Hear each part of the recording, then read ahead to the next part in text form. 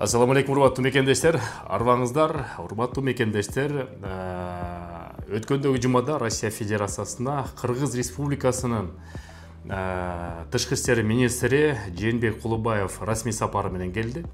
Ал жактан Орусиянын тышкы иштер министри Сергей Викторович Лавров менен жолугуп, миграция жаатында бир нече сөздү көтөрдү. Евразия экономикалык бирикменин негизинде Кыргызстандын жарандары жүргөндөн кийин өзгөчө шарттар болуш керек. Акыркы Россияда болуп аткан миграциялык өзгөрүүлөргө бизди абдан кооптондуруп атат деп бир сыйра өз оюн айтып кетти. Ошо боюнча видеону көрүп коебуз, андан ары сөз уланталы. Уважаемые коллеги, в связи с тем, что в последнее время в России инициированы и принято ряд законов, направленных на введение новых правил, регулирующих порядок въезда и пребывания иностранных граждан, включая граждан Кыргызской Республики, мы обсудили вопросы создания благоприятных условий для пребывания трудящихся граждан Кыргызской Республики в Российской Федерации как граждан государства-члена ЕАЭС в части обеспечения принципа свободы передвижения рабочей силы в рамках данного интеграционного объединения. В целом считаю, что кыргызстанцы, работающие в России, вносят колоссальный вклад в экономику обеих стран. Их труд важен. В то же время сложившаяся ситуация требует внимательного подхода и взвешенных решений. Мы должны искать стратегические подходы к вопросам миграции, от совместных мер по поддержанию правопорядка до эффективной организации миграционных процессов. Полагаю, что защита прав трудовых мигрантов внутри ЕАЭС будет способствовать укреплению нашего союза. Урматтуу мекендештер, эми бул биздин тышкы иштер министринин расмий сөзү. Бул жаатынан орустар ошо кыргыздарга тиешелүү жакшы шарттарды түзөт деген ниеттебиз. Себеп деген бул президенттин деңгээлинде дагы, премьер-министрдин деңгээлинде дагы жана министрдин деңгээлинде дагы көтөрүлүп келатат. Евразия экономикалык бирикменин өкүлдөрүнө ташкыр башкача шарттар болуш керек деп.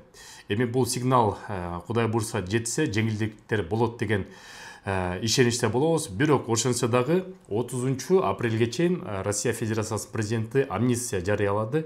Ал амнистия эмнеге жардам берет? Легалсыз жүргөн жарандар 30 апрелге чейин толук легалдашып алгыла деп айтып атат. Ошо боюнча кадамдарды кандай болот? Биз азыр февралдын башында биз өзгөчө выпуск чыгарабыз. Ошондо дагы көрүп туруп, эгерде ошол контролдук тизмеде болсоңуздар, кандай жүрүш керек, биринчи кадам, экинчи кадамды кандай кылыш керек, бүт баразиттерге айтып турабыз. Ошон үчүн күтүп туруңуздар, урматтуу мекендештер.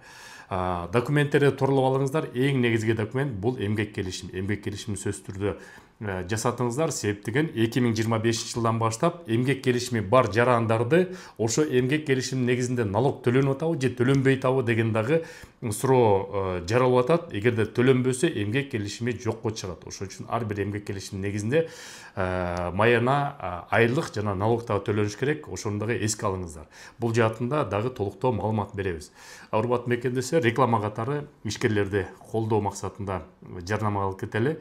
Кыргызстанга барыбыз эле учабыз, авиабилет алабыз, көбүбүз приложение аркылуу алабыз, кээ бирөөбүз барып алабыз. Биздин диаспорага кызмат кылган жигиттер бар, авиабилет сатат.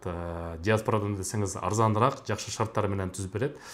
Телефон номерлери болсо +7 925 129 64 56 Асман Air деген уюм. Кайрыла бериңиздер, жакшы шарттар менен силерге жардам берет. Көрүшкөнчө. Урматтуу мекендештер, Кыргызстанга барыбыз эле тыйын которобуз, бирок ошону утуш менен которолу. Кыргызстандын банк компаньон чоң акция уюштуруп жатат. 3 ай сайын тыйын которгон мекендештерди 6 кишиге 50 000 рубльдан утуш байкеге берип атат. Андан тышкары 2025 жылдын август айына чейин ким көбүрөөк акча которсо, Бишкек шаарынан бир бөлмөлүү батирди белекке берип атат. Балким ошол батирдин утуучусу сиз болуп каласыңар. Эң негизгиси Астрасент системасы аркылуу Сбербанкка которсо болот, Тинькофф банкка которсо болот. Андан тышкары Мир привилегий приложениясы менен мекен деген промокодду кирсеңиздер дагы утуш менен которосуздар. Эң негизги шарт бул банк компаньондун картасына же кошелегуна тыйын түшүш керек. Тыйынды утуш менен которуп, балким утушту силер алып каласыңар. Көрүшкөнчө.